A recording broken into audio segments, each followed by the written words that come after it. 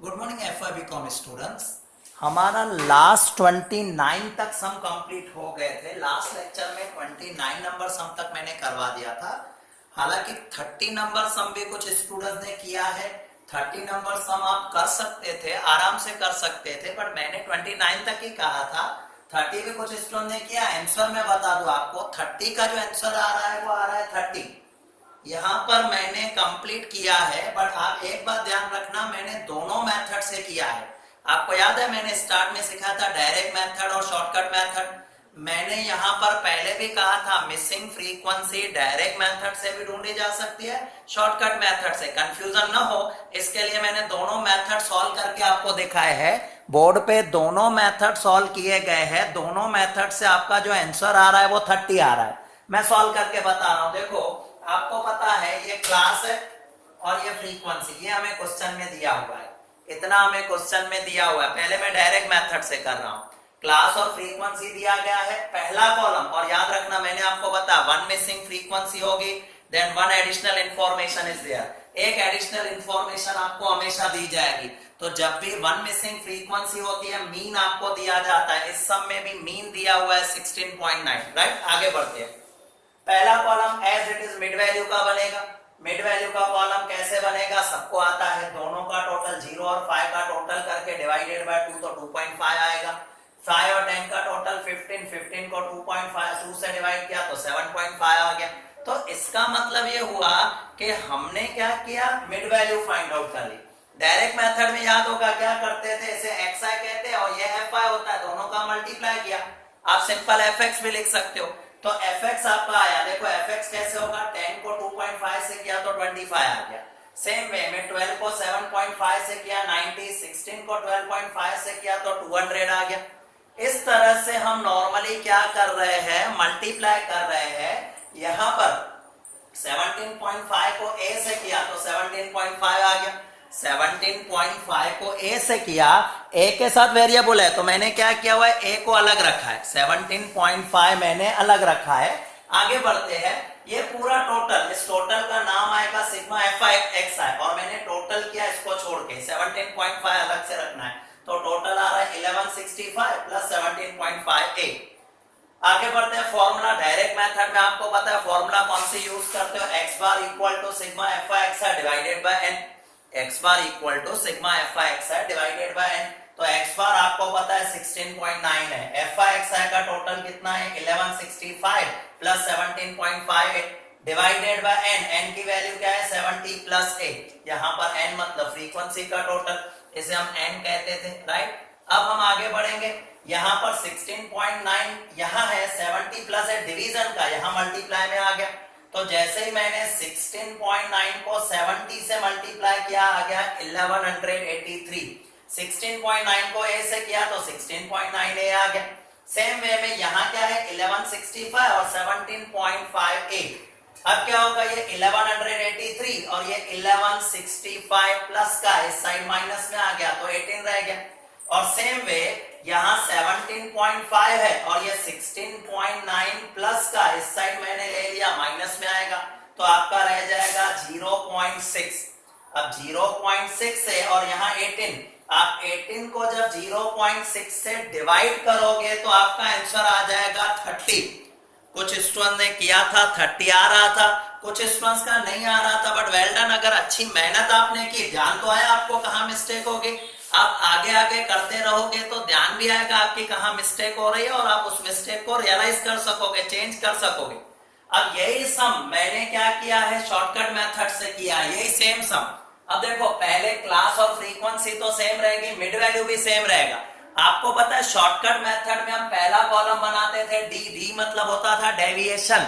D कैसे ढूंढा जाता था, D equal to X minus A divided by C, X minus ए।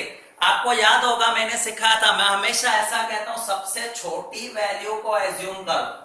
सबसे छोटी वैल्यू को एज्यूम करो तो वहां आ जाता है 0, फिर 1 2 3 4। बट इस सम में मैं अपनी बात को थोड़ा चेंज कर रहा हूं। मैं ऐसा कह रहा हूं कि जहां पर मिसिंग फ्रीक्वेंसी है, जहां पर मिसिंग फ्रीक्वेंसी है उसको एज्यूम करो। तो देखो मिसिंग फ्रीक्वेंसी ये है, मैंने ये एज्यूम कर लिया, इससे क्या होगा, थोड़ा इजी हो जाएगा।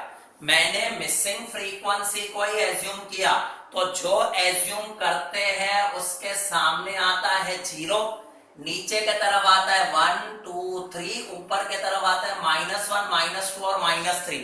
ये कैसे हुआ, अगर इसको समझना हो तो मैं समझाऊं। देखो आपने क्या एज्यूम किया था, 17.5 एज्यूम किया था, और इंटरवल कितने का है, 5 का, राइट। अब कैसे आया देखो, -3x, ये है x, 2.5 याद रखना, कैलकुलेटर पे करना वाले, 2.5 में से 17.5 माइनस करो तो बचेंगे -15, -15 को 5 से डिवाइड करो तो आएगा -3। सेकंड नंबर, 7.5 में से 17.5 माइनस करो तो -10 आएगा, और -10 को 5 से डिवाइड करो -2।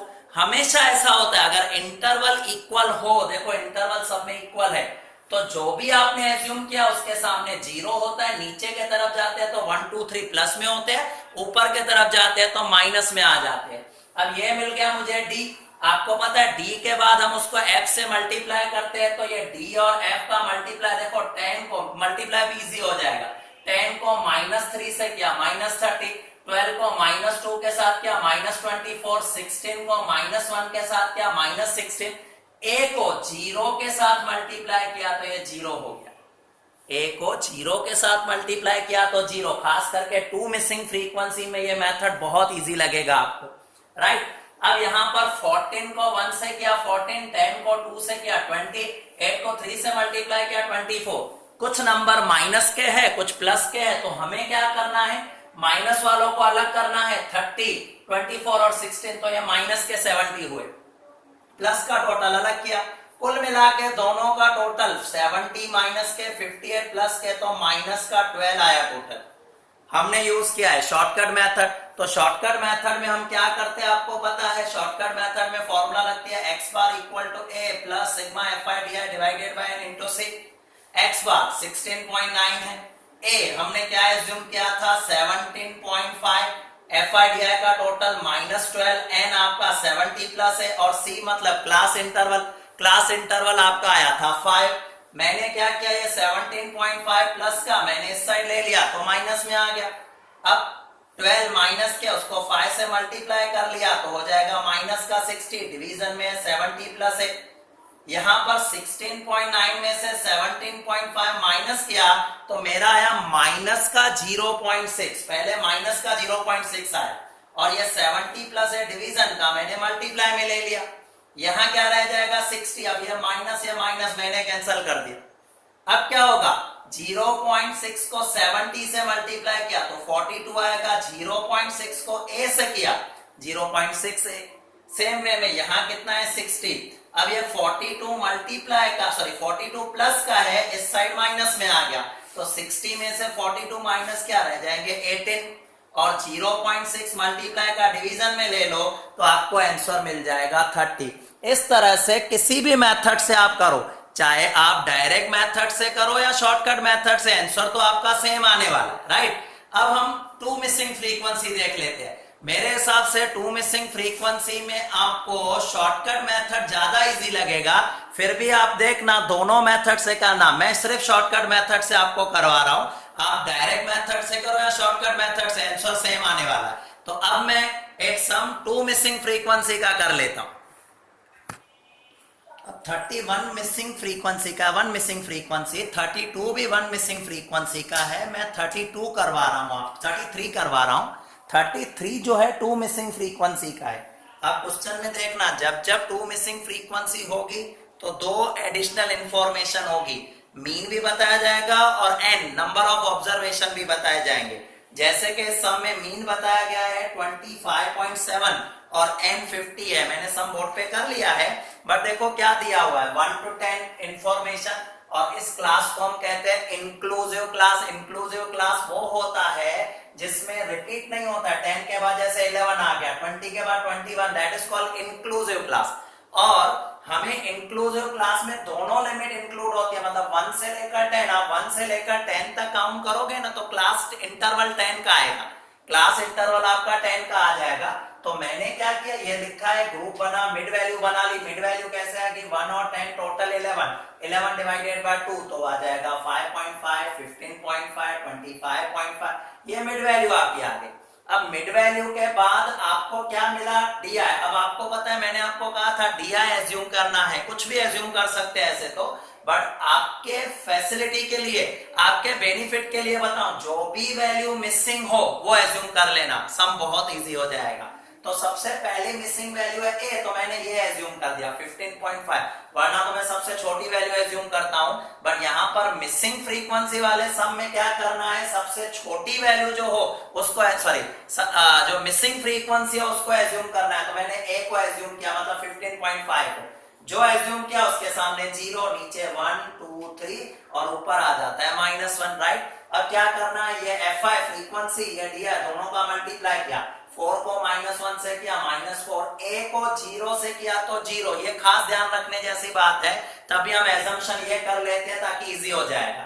अब b को 1 से किया, b 13 को 2 से किया, 26, 3 को 3 से किया 9, ये आ गया टोटल 31 प्लस b। अब मीन शॉर्टकट मेथड से किया तो फॉर्मूला कौन सी होगी, x bar equal to a plus sigma f by D I divided by n into c। क्या एज्यूम किया हमने, 25.7, a क्या लिया था यहां से 15.5, और यहां पर f by D I 31 plus b divided by n 50 class interval 10। पहले तो मैंने 0 0 कैंसिल कर दिया, अब 15.5 को मैं इस साइड लेके आया तो माइनस का 15.5 हो गया, तो 25.7 में से 15.5 माइनस किया तो 10.2 आ। फिर ये डिवीजन के 5 थे, मैंने मल्टीप्लाई में लेके आया तो 10.2 को जब हमने 5 से मल्टीप्लाई किया हो जाएगा 51, 31 प्लस का इस साइड माइनस में आ गया तो b की वैल्यू 20 मिल गई, b की वैल्यू 20 मिल गई। फिर हमें क्या करना है, हमें पता है कि a प्लस b दोनों मिलाओ तो 30 होता है, ये वर्किंग देख लेना, ये 4 और 13, 17, 3, 20 plus a plus b equal to 50, इन सबका टोटल 50 है, तो a प्लस b की वैल्यू हो जाएगी 30। अब a प्लस b अगर 30 है जिसमें b की वैल्यू 20 है तो a क्या आ जाएगा 10।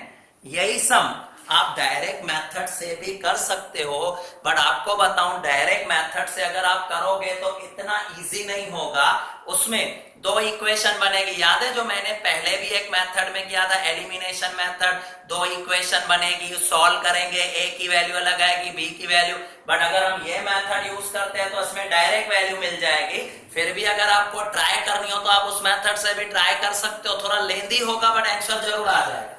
तो अब यहां तक 34 नंबर सम तक आपको कंप्लीट करना है, बाकी 35 से आपके कुछ ऑब्जेक्टिव सम स्टार्ट हो रहे हैं। ऑब्जेक्टिव क्वेश्चन मतलब छोटे छोटे क्वेश्चन जो मीन से रिलेटेड है, वो हम नेक्स्ट वीडियो लेक्चर में देख लेंगे। तब तक आप भले 34 नंबर तक कंप्लीट कर लेना। Okay, bye.